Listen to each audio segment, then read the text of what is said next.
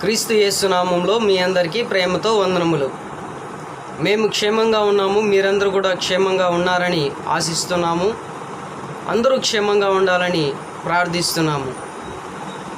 ఈ సమయంలో మనం సత్యవాక్యమును సరిగా విభజించుటలో పాత నిబంధన మరియు క్రొత్త నిబంధన, ఇందులో ఈరోజు మనం నేర్చుకునే అంశము పాత నిబంధన కొట్టివేయబడినదా?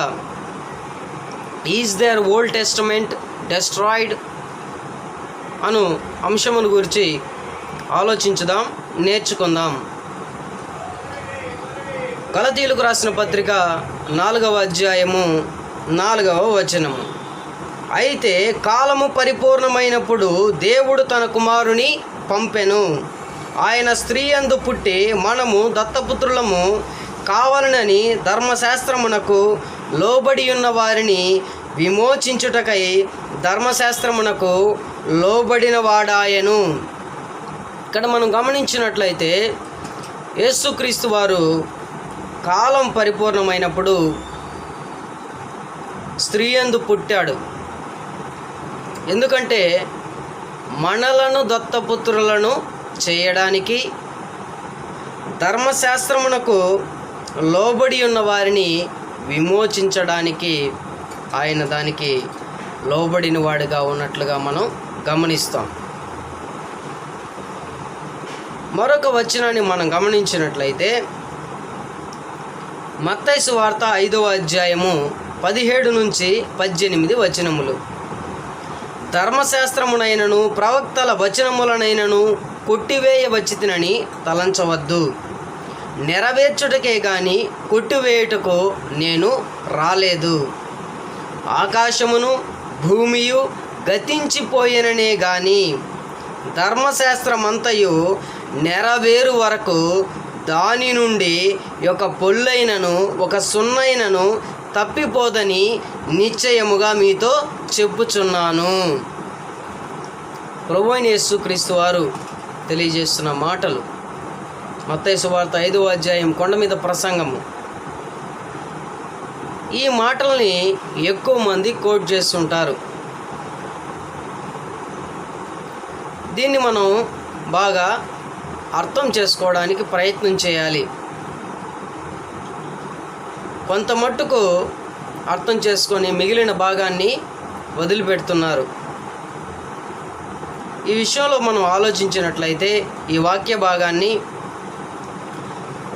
యేసుక్రీస్తు వారు మొదటిలో ధర్మశాస్త్రాన్ని ప్రవక్తల వచనాలను కొట్టివేయడానికి వచ్చానని తలంచవద్దు అని తెలియజేస్తున్నారు.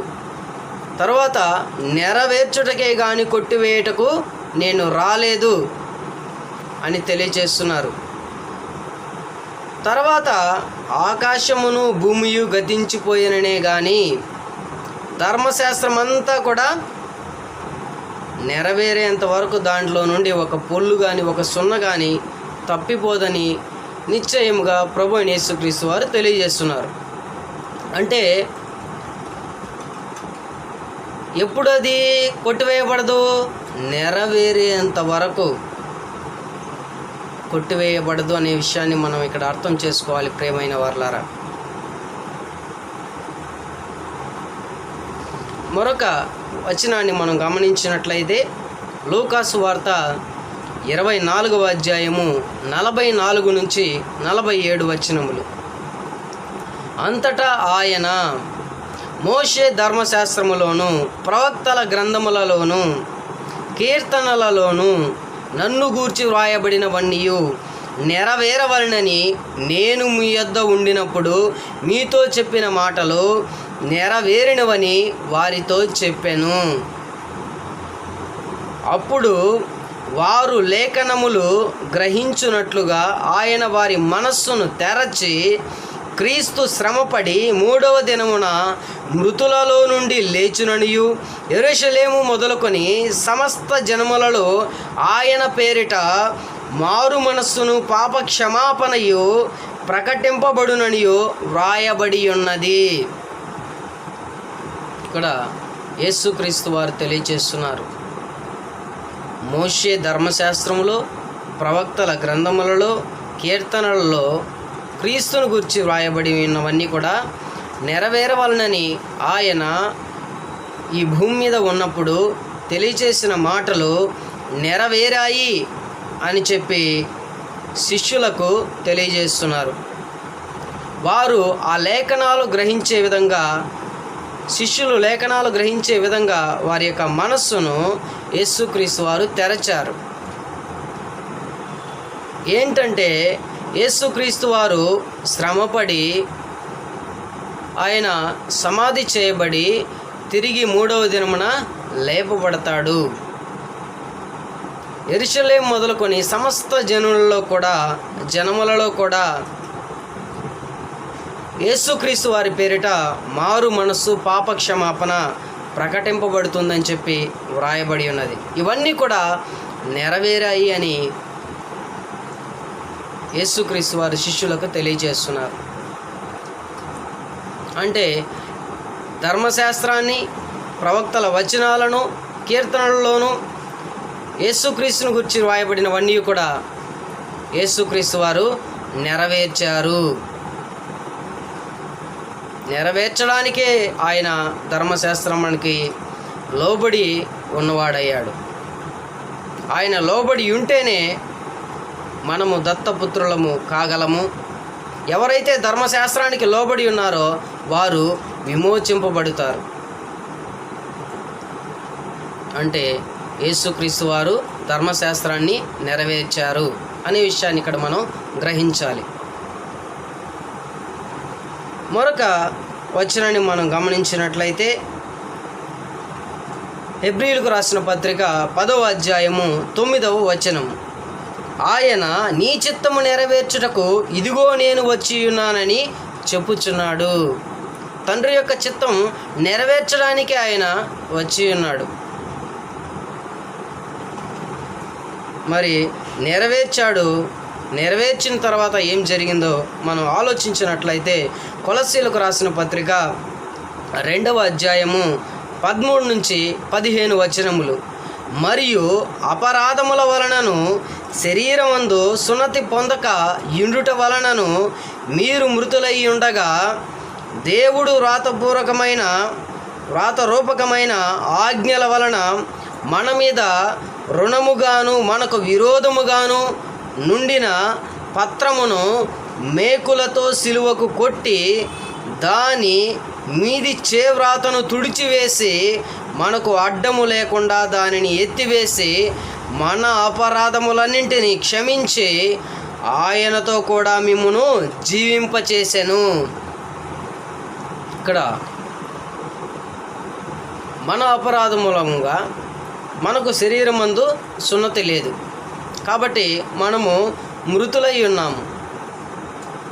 మరి దేవుడు రాతపూర్వకమైన ఆజ్ఞల వలన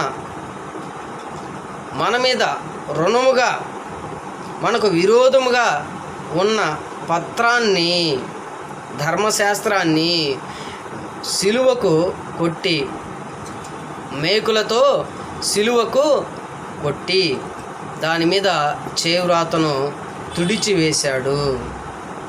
మనకు అడ్డము లేకుండా దానిని ఎత్తివేశాడు. మన అపరాధములను క్షమించాడు. ఆయనతో కూడా మనల్ని జీవింపజేస్తున్నాడు. ఎప్పుడైతే మనము యేసుక్రీస్తునందు విశ్వాసం ఉంచి బాప్తిసం తీసుకొని రక్షింపబడతామో, ఆయన యొక్క మరణములో, సమాధిలో, పునరుత్థానములో పాలిభాగస్తులు అవుతామో, అప్పుడు ఆయనతో కూడా మనము జీవింప చేయబడతాము. కాబట్టి ధర్మశాస్త్రాన్ని దేవుడు మన ప్రభువైన యేసుక్రీస్తు వారు సిలువలో మేకులతో కొట్టివేశాడు. అడ్డముగా ఉన్న ధర్మశాస్త్రాన్ని ఎత్తివేశాడు. దాని మీద ఉన్న చేవ్రాతను తుడిచివేశాడు. ఇంకా మనం గమనించినట్లయితే ఎఫెసీయులకు రాసిన పత్రిక 2వ అధ్యాయం 14వ వచనం, ఆయన సమాధానమయ్యుండి మీకును మాకును ఉండిన ద్వేషమును, అనగా విధిరూపకమైన ఆజ్ఞలు గల ధర్మశాస్త్రమును తన శరీరమందు కొట్టివేయుట చేత మధ్య గోడను పడగొట్టి మన ఉభయులను ఏకము చేసెను. ఆయన సమాధానమై ఉన్నాడు.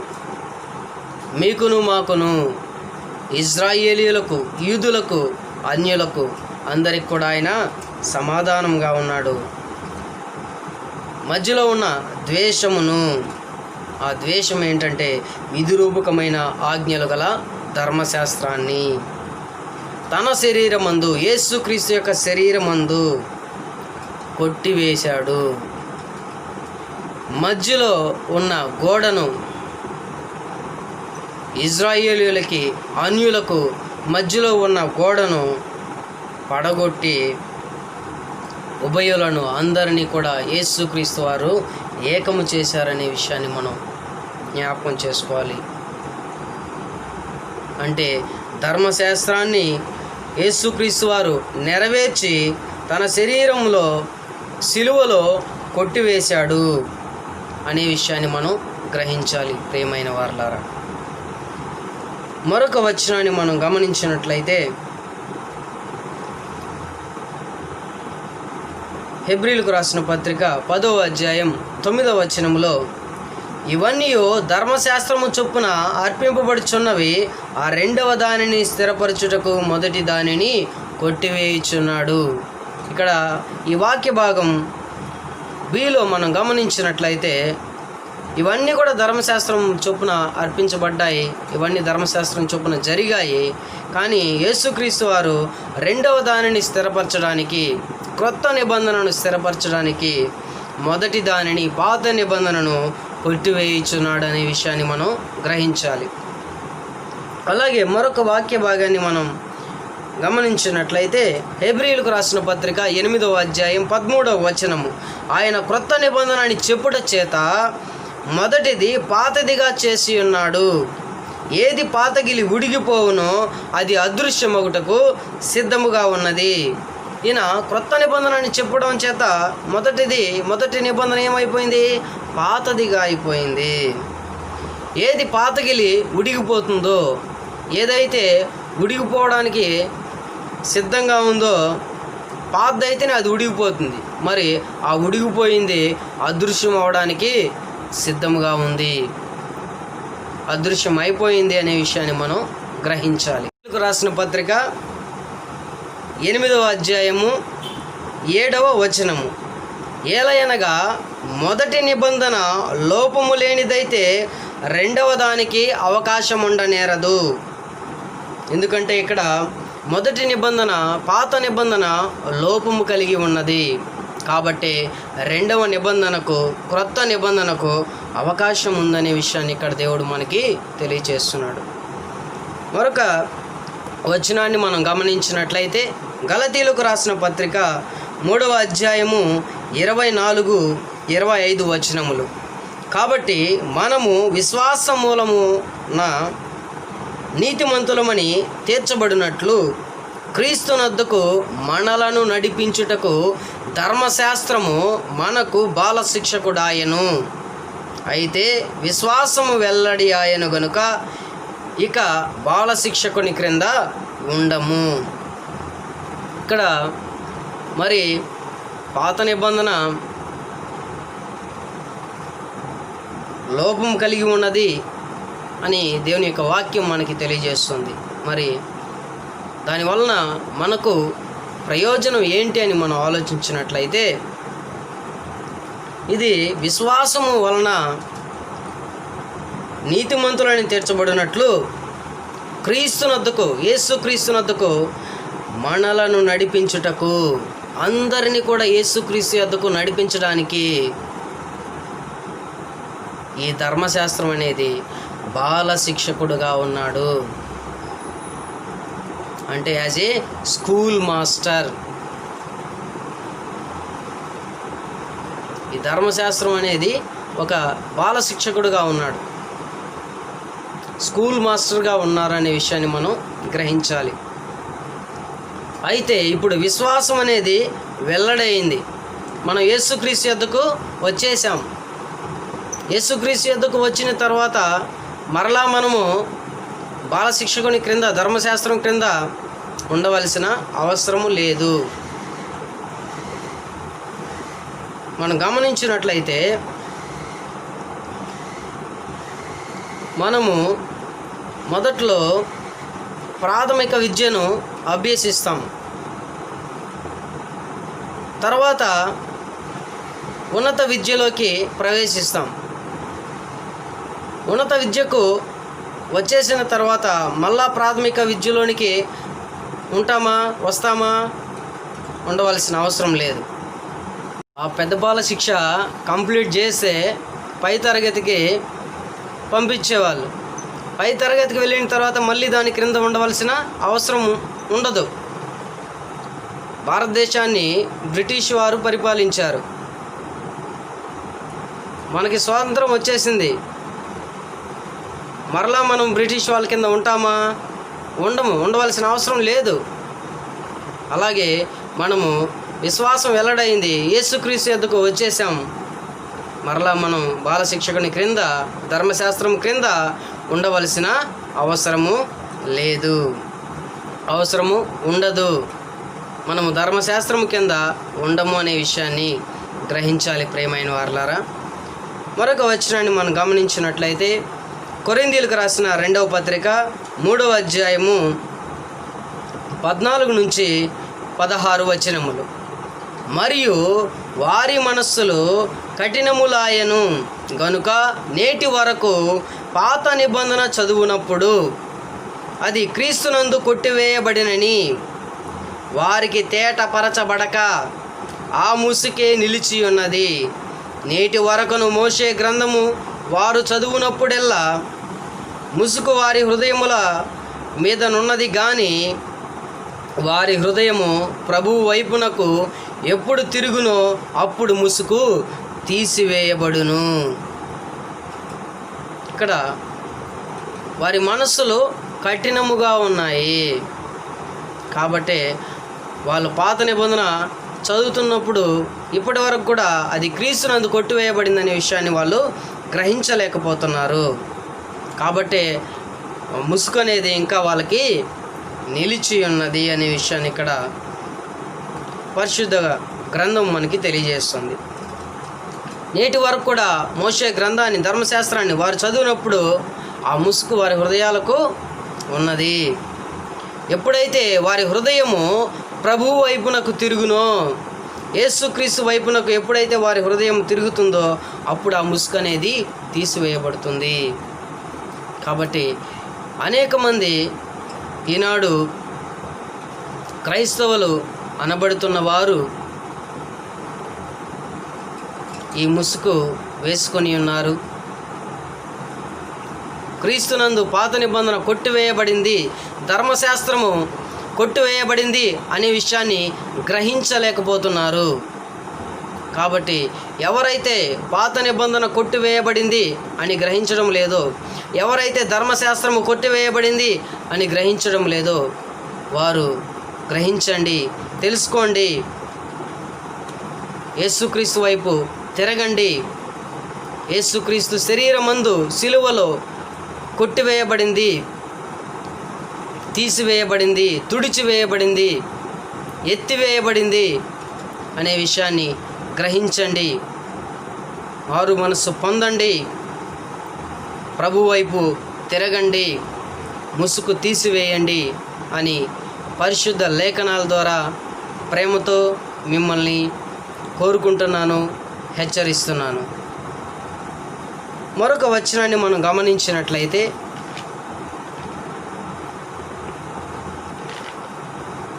రోమీయులకు రాసిన పత్రిక 3వ అధ్యాయము 20వ వచనము. ఎలయనగా ధర్మశాస్త్ర సంబంధమైన క్రియల మూలముగా ఏ మనుష్యుడును ఆయన దృష్టికి నీతిమంతుడని తీర్చబడడు. ఇది గ్రహించాలి. ధర్మశాస్త్ర సంబంధమైన క్రియల మూలముగా నువ్వు చేస్తున్న క్రియలు అది ధర్మశాస్త్ర సంబంధంగా ఉందా, లేదంటే క్రొత్త నిబంధన సంబంధముగా ఉందా? ఆలోచించండి, విమర్శించుకోండి, గ్రహించండి. ఒకవేళ మనం చేసే క్రియలు ధర్మశాస్త్రం మూలంగా ఉన్నట్లయితే ఏ మనుషుడు కూడా దేవుని దృష్టికి నీతిమంతుడుగా తీర్చబడడు అనే విషయాన్ని గ్రహించాలి. మరి ఈ ధర్మశాస్త్రము, ఈ పాత నిబంధన ఎందుకు రాయబడింది అని మనకు ఒక ప్రశ్న రావాలి. అది కూడా పరిశుద్ధ గ్రంథము తెలియచేస్తుంది. కొరింథీయులకు రాసిన మొదటి పత్రిక 10వ అధ్యాయము 11వ వచనము, ఈ సంగతులు దృష్టాంతములుగా వారికి సంభవించి యుగాంతమందున్న మనకు బుద్ధి కలుగుటకై వ్రాయబడెను. మనం ఎక్కడున్నామండి? యుగాంతమందున్నాము. మనకు బుద్ధి కలగడానికి ఇవి వ్రాయబడ్డాయి, వారికి సంభవించాయి, దృష్టాంతములుగా వారికి సంభవించాయి. ఆ సంభవించిన విషయాలను మనం చదువుకొని బుద్ధి తెచ్చుకోవాలి. ఆ విధంగా దేవునికి భయభక్తులు కలిగి జీవిస్తే ఏం జరిగింది, ఎంత దేవుడు వారిని ఆశీర్వదించాడు, నీతిమంతులుగా వారు జీవించారు, దేవుని దృష్టికి యోగ్యులుగా ఉన్నారు, నీతిమంతులుగా ఉన్నారు. అదే భయభక్తులు లేకుండా జీవించిన వారు ఎలా నాశనం అయిపోయారు, దేవుడు వారిని ఏ విధంగా శిక్షించాడు, ఈ విషయాలన్నీ కూడా మనం చదువుకోవడానికి, బుద్ధి కలగడానికి దేవుడు వ్రాయించి ఉంచాడు. ఇవన్నీ కూడా దృష్టాంతములు, వాటి ద్వారా మనం బుద్ధి తెచ్చుకోవాలి. మరొక వచనాన్ని మనం గమనించినట్లయితే రోమీయులకు రాసిన పత్రిక 15వ అధ్యాయము 4వ వచనము, ఏలయనగా ఓర్పు వలనను లేఖనముల వలని ఆదరణ వలనను మనకు నిరీక్షణ కలుగుటకై పూర్వమందు వ్రాయబడినవన్నీయు మనకు బోధ కలుగు నిమిత్తము వ్రాయబడి ఉన్నవి. చూడండి, పూర్వమందు జరిగినవన్నీ కూడా, దృష్టాంతములుగా ఉన్నవన్నీ కూడా మనకు వాటి వలన ఓర్పు అనేది వస్తుంది. ఈ లేఖనాల వలన ఆదరణ కలుగుతుంది, నిరీక్షణ కలుగుతుంది, బోధ కలుగుతుంది. దీని కొరకే వ్రాయబడి ఉందనే విషయాన్ని మనం గ్రహించాలి. ప్రియమైన వారలారా, మనకు ఏదైనా మన పూర్వీకులు తెలియజేస్తారు, నాయన ఇలా బ్రతకద్దు, ఇలా బ్రతుకు అని బుద్ధి చెప్తారు. అంటే వారు అవంతా కూడా అనుభవించారు, వారికి ఎక్స్పీరియన్స్, వాళ్ళ యొక్క జీవితంలో లైఫ్ ఎక్స్పీరియన్స్ని వాళ్ళు మనకి తెలియజేస్తారు. దేనికి తెలియజేస్తారు? వాళ్ళు అనుభవించారు కాబట్టి ఇలా బ్రతకద్దు, ఇలా బ్రతకండి, మంచిది, మేలు జరుగుతుంది అని తెలియజేస్తారు. అదేవిధంగా ఇవి మనకెందుకు రాయబడి ఉన్నాయంటే బుద్ధి కలగడానికి, బోధ కలగడానికి, ఓర్పు కలగడానికి, ఆదరణ కలగడానికి, నిరీక్షణ కలగడానికి వ్రాయబడి ఉన్నది. దీని ద్వారా మనం బుద్ధి తెచ్చుకోవాలి, ఓర్పు కలగాలి, మనకి నిరీక్షణ కలగాలి. ఈ బోధ ద్వారా మనల్ని మనం సరిచేసుకొని సత్యవాక్యం ప్రకారం సత్యవాక్యం ప్రకారం మనం సత్య సంఘములో ఉంటూ మనల్ని నడిపించుకోవాలి. మనం వాక్యానుసారంగా నడవాలి. ప్రియమైన వారలారా, మరొక వచనాన్ని మనం గమనించినట్లయితే గలతీయులకు రాసిన పత్రిక 5వ అధ్యాయము 4వ వచనము, మీలో ధర్మశాస్త్రం వలన నీతిమంతులని తీర్చబడు వారెవరు? వారు క్రీస్తులో నుండి బొత్తిగా వేరు చేయబడి ఉన్నారు, కృపలో నుండి తొలగిపోయి ఉన్నారు. ఈ విషయాన్ని మనం గ్రహించాలి. ధర్మశాస్త్రం వలన నీతిమంతులని తీర్చబడు వారెవరో? ఇంకా అనేక మంది అనుకుంటున్నారు మేము ధర్మశాస్త్రం వలన నీతిమంతులుగా తీర్చబడతామని చెప్పి. అలాంటి వారికి దేవుడు తెలియజేస్తున్నాడు, దేవుడు హెచ్చరిస్తున్నాడు, వారు క్రీస్తులో నుండి బొత్తిగా వేరు చేయబడి ఉన్నారు. పూర్తిగా కంప్లీట్గా వేరు చేయబడి ఉన్నారు అనే విషయాన్ని గ్రహించాలి అలాంటి వారు. ఆ విధంగా ఎవరైతే ధర్మశాస్త్రం వలన నీతిమంతులని తీర్చబడతారో అలాంటి వారు బొత్తిగా క్రీస్తులో నుండి వేరు చేయబడతారు. ఇంకా కృపలో నుండి తొలగిపోయి ఉన్నారు. మనం క్రీస్తులో ఉండాలి, క్రీస్తు కృపలో ఉండాలి. క్రీస్తు కృప లేకపోతే మనకి పాప విమోచన లేదు, రక్షణ లేదు, నీతి లేదు, నిత్య జీవము లేదు. ఈ విషయాలను గ్రహించాలి ప్రియమైన వారలారా. కావున ప్రియమైన వారలారా, యేసుక్రీస్తు ధర్మశాస్త్రములోను, కీర్తనలలోను, ప్రవక్తల వచనములలోను ఆయనను గూర్చి వ్రాయబడినవన్నీ కూడా ఆయన నెరవేర్చి సిలువలో కొట్టివేశాడు. పాత నిబంధనని యేసుక్రీస్తు వారు నెరవేర్చి కొట్టివేశాడు, ఎత్తివేశాడు, తుడిచివేశాడు అనే విషయాన్ని మనం గ్రహించాలి. ఇంకా ఎవరైతే హృదయానికి ముసుగు వేసుకొని ఉన్నారో వారు ప్రభువును రక్షకుడైన యేసుక్రీస్తు వైపు తిరిగి సత్యవాక్యము ద్వారా రక్షణ పొంది సత్య సంఘములో, ప్రభువు సంఘములో, క్రీస్తు సంఘములో క్రొత్త నిబంధన ప్రకారము జీవించి క్రొత్త నిబంధనను అనుసరించి నిత్య జీవమును పొందుకుందుముగాక. ఆమేన్. ప్రార్థన చేసుకుందాం.